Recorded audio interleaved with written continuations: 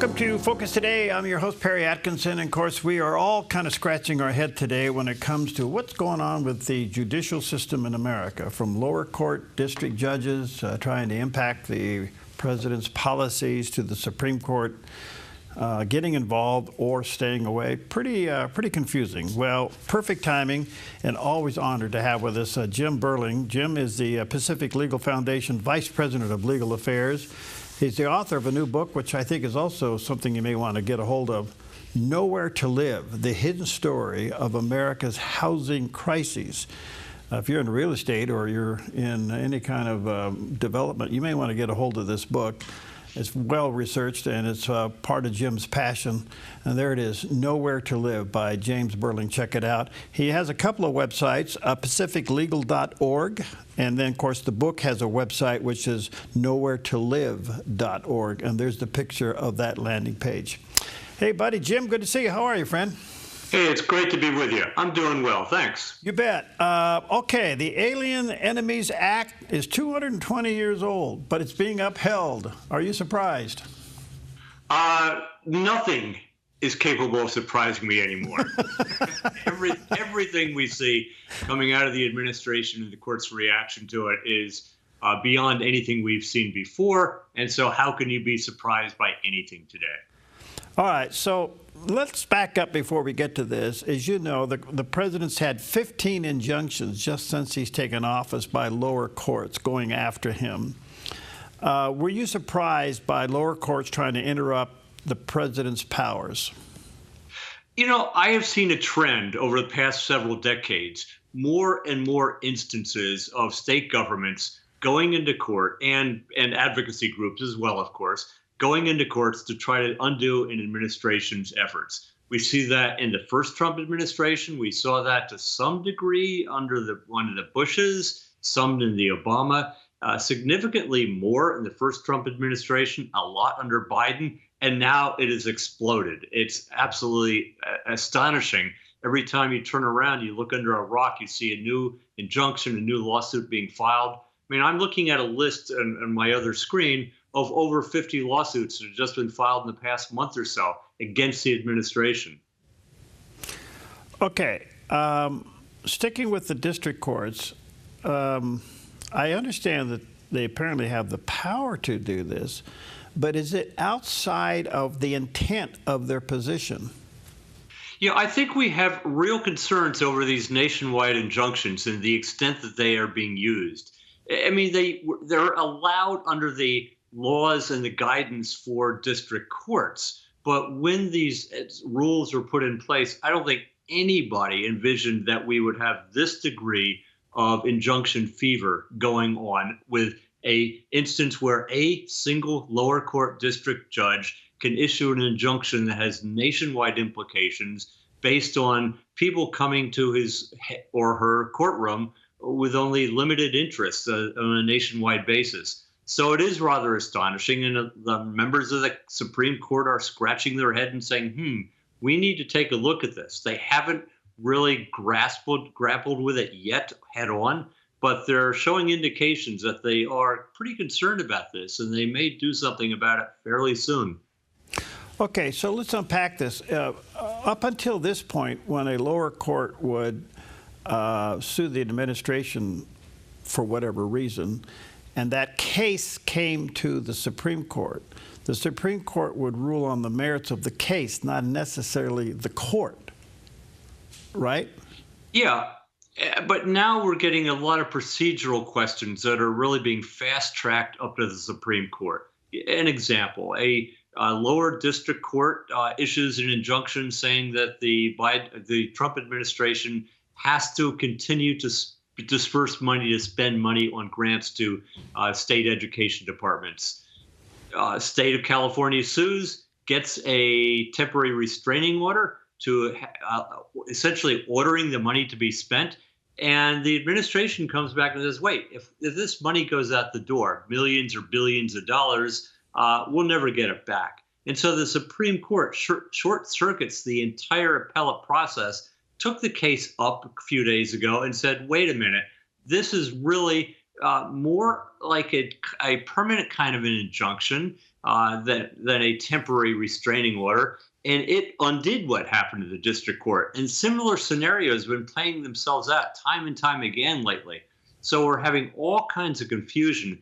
District court does something, Supreme Court, that could or could not be appealable to the Court of Appeals. The Supreme Court will take the case up, do something to basically have it the status quo ante where we were before, and then sets it aside for a hearing at a later date to determine the underlying merits of the case. So we have a lot of procedural shenanigans going on right now where every court and every party are trying to outdo each other with the procedures to avoid having real judicial review anytime soon. All right, I'm hearing something here that's a little confusing to me, and that is, so if a lower court issues an injunction, could that injunction literally bypass the appellate court? Doesn't the... Well, there are two kinds of injunctions. Temporary restraining orders, which generally are not appealable, but they're supposed to be really temporary and small in scope. And then a preliminary injunction, which is a more permanent thing that is subject to Court of Appeals jurisdiction, Court of Appeals review. And so by phrasing some of these attempts at injunction as temporary restraining orders, for example, the state of California was trying to avoid review from an appellate court. And here the Supreme Court said, no, that's really more like a preliminary injunction, which is appealable, than a temporary restraining order, which is generally not appealable. So shenanigans and games are being played in what we're calling these things, these kind of injunctions. And it's very, very arcane procedural theory that's going on here. The bottom line that people should remember is that we're having all kinds of parties going into all kinds of district courts to get all kinds of injunctions and trying to insulate those injunctions from review and appeal, and sometimes they're not getting away with it. Okay, so I'm hearing something new here. Thank you. That's why we have you on. I want to come just to the Department of Education issue just for a moment. Is it true that the Department of Education is under the executive branch? Yes, it certainly is. This is a rhetorical question, it sounds like. Well, the reason I... Thank you, Jim. The reason I'm asking that, therefore, the president has the authority to shut it down. Yeah, I mean, there are, Congress approves of budgets for things like the Department of Education, but the president has tremendous power in how that money is actually spent in particular ways. I mean, what grant's going to be given here, and the whole administrative structure of the administration, i.e., in this case, the Department of Education, unless it is set up by an express act of Congress, which it isn't, then it is, to a large degree, could be dismantled. Some of us may remember when Ronald Reagan was running for president back many decades ago. He wanted to get rid of the Department of Education. He thought it was redundant and unnecessary because we had other administrative agencies involved in it. He eventually had other battles to choose and did not go after the Department of Education. President Trump has, and he is most likely within his power to dramatically curtail the edifice of the Department of Education. To try to control it with a different set of bureaucrats, perhaps, in what it does and the monies that it gives out. Interesting. All right, I want to come back up to the Alien Enemies Act, about 220 years old, which is so interesting. It has been used before, and it looks like the Supreme Court did uphold it as the president has deported people under that act. This is pretty amazing. I'm trying to figure out why a lower court does not see that the president has the power to protect the country by getting rid of bad people that are illegally here. How in the world do they justify this? Well, of course, the lower court can look at it with any law, whether that law is being followed or not, and looking at the language of the law. And the question here comes down to, who is an enemy of the United States? And, that, like lawyers everywhere, you can argue over how many angels are in the head of a pin. We can argue over what the meaning of the word enemy is. So is a criminal an enemy, or is it somebody with a gun and a uniform with a bunch of troops behind him or her? Is that the enemy that the Alien Enemies Act is talking about? And so the trial courts, when the trial court looked at it and said, well, I get to determine who an enemy is. That's a factual question. That's the sort of thing that a court decides. So I'm deciding that an enemy is not a criminal who is in the country illegally, and it's something else. So it's it's an interplay again of separation of powers. Where is the role of the court? Where is the role of the executive or the president? And where does one interfere? One can interfere with the other.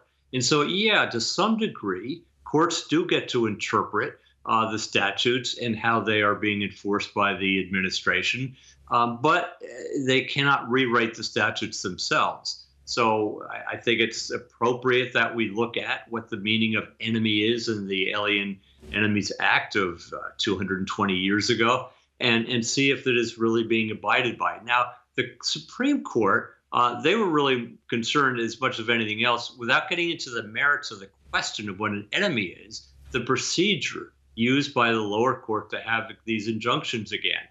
People were in a plane flying over to Honduras, and can you actually bring that plane back? You have somebody in Honduras. Can a court order the president to go to the government of Honduras and said, give that person back? These are big separation of powers questions that the Supreme Court is going to have to resolve. But with the Supreme Court upholding the Alien Enemies Act to allow continuing of deportation, is that reversible or is it final? Yeah, I mean, the upholding by the Supreme Court was essentially getting rid of the injunction below and saying we're going to keep the status quo of allowing the administration to use the act to deport illegal aliens who have committed crimes. But the court has reserved for a later time the argument over whether or not, as a substantive matter, the Enemies Act does apply to this sort of situation. Oh. So the court really said, let's keep the status quo, let the administration do what it's doing, and we will eventually hear the appeal of what the Alien Enemies Act means at a later time, once the arguments have more time to be fleshed out in the courts of appeal. All right, so that kind of makes sense to me a little bit. I mean, as much as it's a little crazy, but it kind of makes sense why lower courts are still filing injunctions against the president as it relates to deportation. We had one in Texas, and I forget where the other was. Two courts within the last couple of days do this, even though the Supreme Court has ruled on it. So it seems like to me they're piling on so that the Supreme Court revisits this. Yeah. So what happened if the Supreme Court a few days ago, or it seems like years ago, but earlier this week or late last week, said that, look, the administration can deport aliens, but the aliens have certain procedural rights. They can submit a writ of habeas corpus, which essentially means free me until you could prove that you can keep me in court. So that gives them the right to appeal. And so immediately after the Supreme Court order, the ACLU said, okay, if they have certain rights, we're going to file a habeas petition on behalf of lots and lots of deportees in the Texas District Court, where the Supreme Court said these should go. And so you have a brand new case. Now it's percolating its way through the court. So part of it was invited by the Supreme Court. The Supreme Court isn't of one voice on this either. We have dissents, we have concurrences, we have justices, probably Amy Coney Barrett, that's right in the middle, going one way one time and the other way another time. So I think there is still a lot of opportunity for the factual questions of what the alien deportation means as far as the Alien Enemies Act and what the language actually means. And these are questions that are percolating up still. Interesting. All right, let me take a quick break. Thank you, Jim. We'll be right back. Let me say to our viewers and listeners, check out pacificlegal.org is the website. By the way, this organization is there for you. Support them. They're there fighting for your rights. And then check out Jim's personal book. It's called Nowhere to Live, and you can go to nowheretolive.org. And fascinating read. Check it out at nowheretolive.org or online. We'll be right back.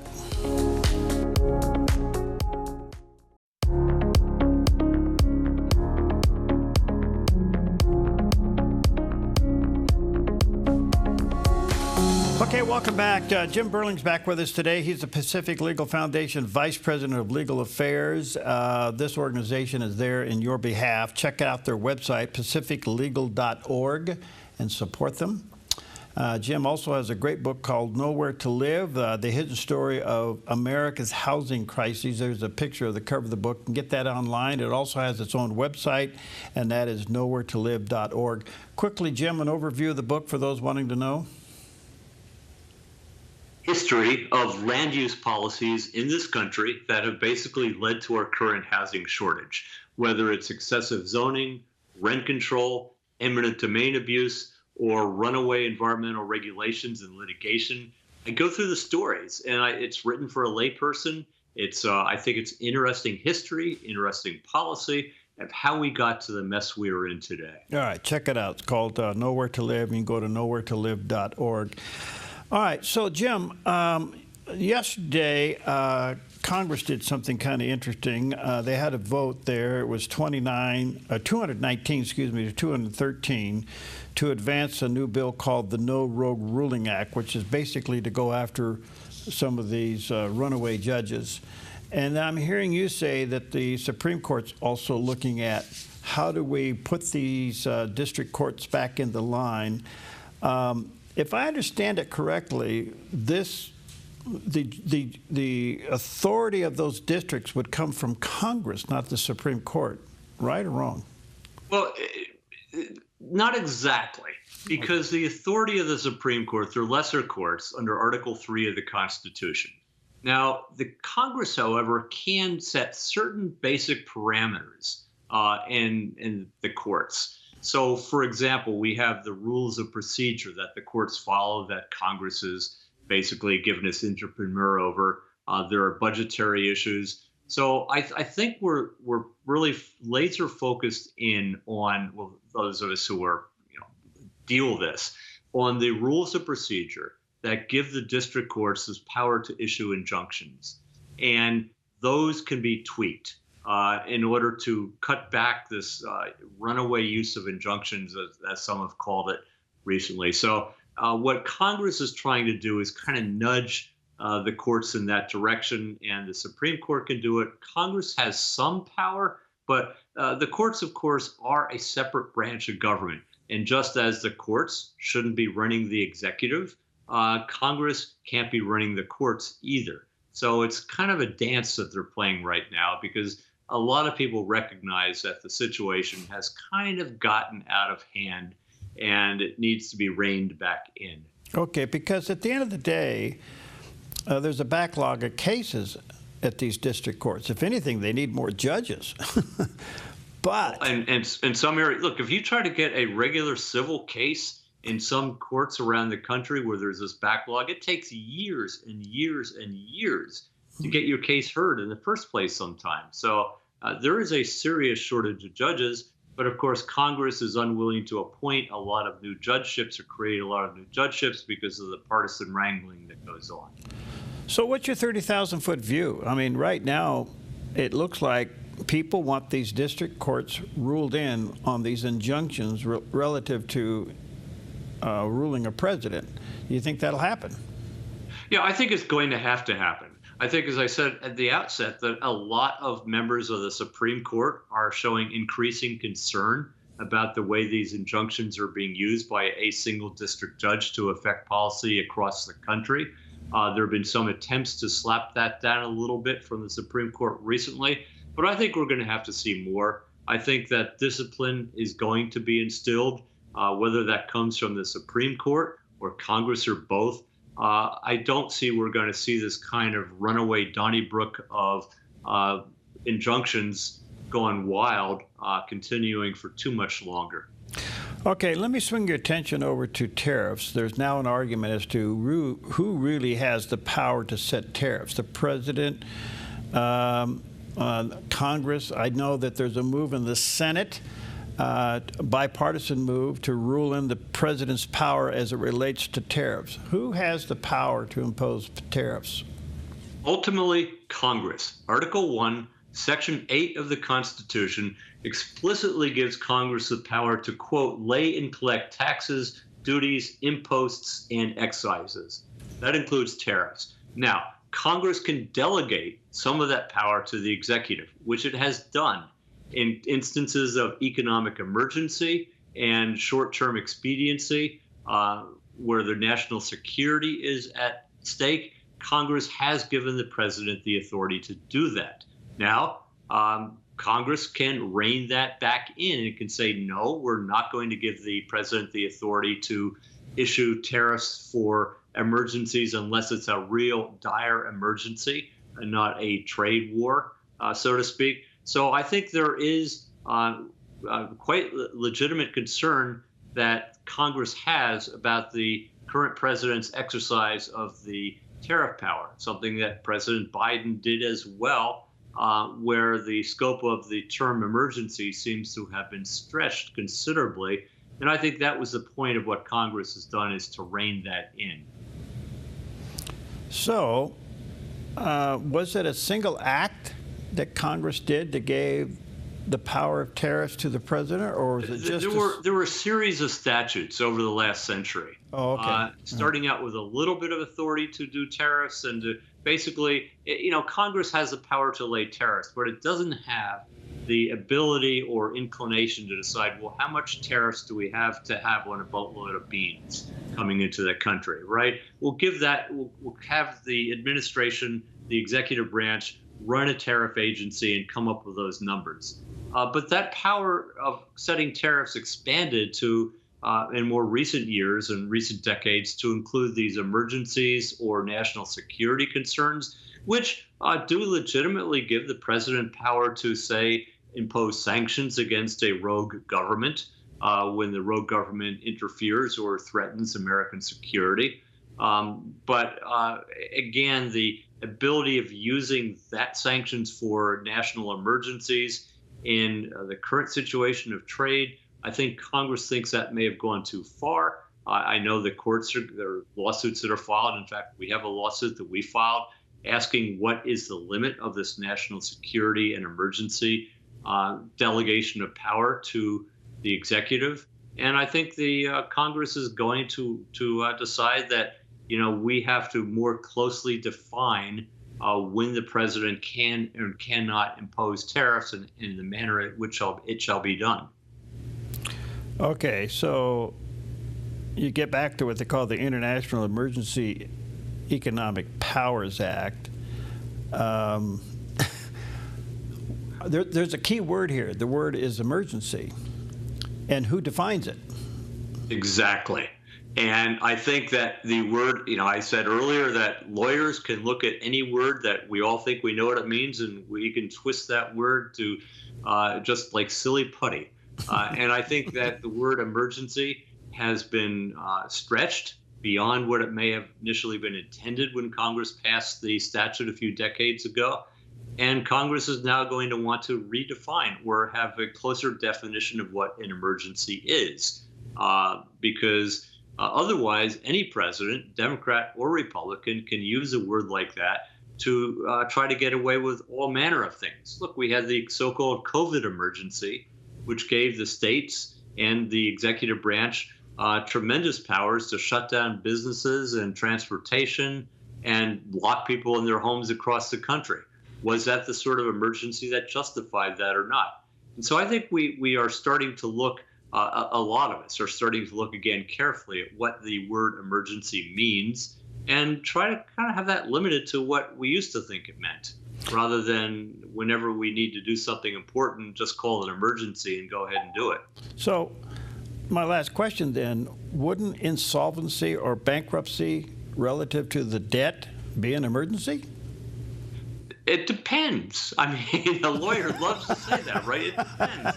I mean, is this a slow train coming to the national debt emergency, or is this a rocket ship that's coming and we have to act immediately? So, if the nation were to approach a default level, which the United States government can borrow from itself forever, but if we were to reach this sort of economic crisis, such as the Great Depression, that could be considered an emergency. But right now, it's unclear what an emergency is and what it isn't. So, yeah, I think the runaway debt that we have is very troubling. Is it an emergency, or is it just a crisis? That's a $64 trillion question. Jim, you're fascinating. Thank you. Let me say to our viewers and listeners, go to pacificlegal.org. And this organization is out there in so many levels fighting for your rights. Support them. Check out their cases. Follow them. pacificlegal.org. And then I think you'll find as a fascinating read about the housing crises in America. Check out Jim's personal book, Nowhere to Live, The Hidden Story of America's Housing Crises. There's a picture of the cover of the book, and that's also the website, nowheretolive.org. Thank you, Jim. Hang in there, buddy, and remember, it depends. My pleasure. Okay. And have a great day, and that depends on nothing. All right, thank you.